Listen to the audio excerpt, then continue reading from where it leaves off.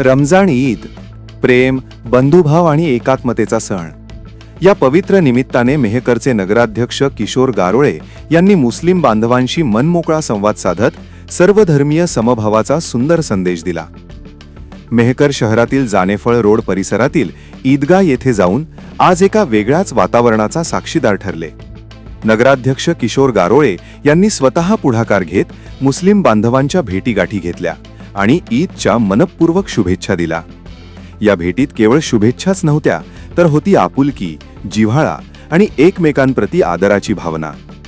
युवकांच्या मनातील विश्वास आणि ज्येष्ठांच्या नजरेतील आदर अशी दुहेरी ओळख निर्माण करणारे किशोर गारोळे हे आज खऱ्या अर्थाने सर्वांचे नगराध्यक्ष म्हणून ओळखले जात आहेत।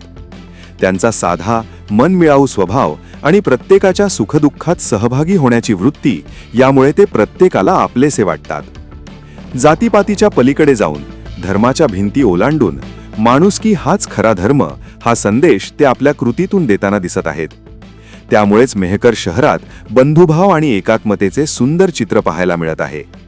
ईदच्या या पवित्र दिवशी दिलेला हा प्रेमाचा संदेश समाजात ऐक्याची नवी ज्योत प्रज्वलित करणारा ठरत आहे।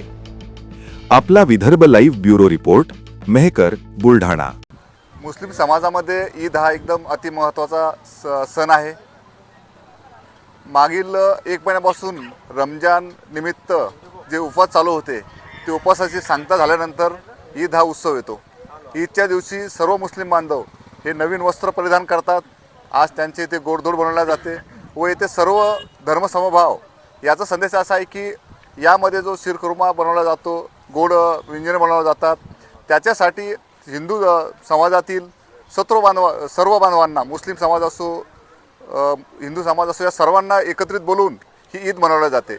या ईद निमित्त आम्ही नगर परिषदच्या वतीने आमचे सर्व नगरसेवक, आमचे पक्षाचे सर्व कार्यकर्ते, पदाधिकारी सर्व उपस्थित राहून सर्व मुस्लिम बांधवांना मी ईदच्या शुभेच्छा दिल्या व मी सर्व मेहकरवासियांना व सर्व मुस्लिम बांधवांना ईदच्या हार्दिक शुभेच्छा देतो।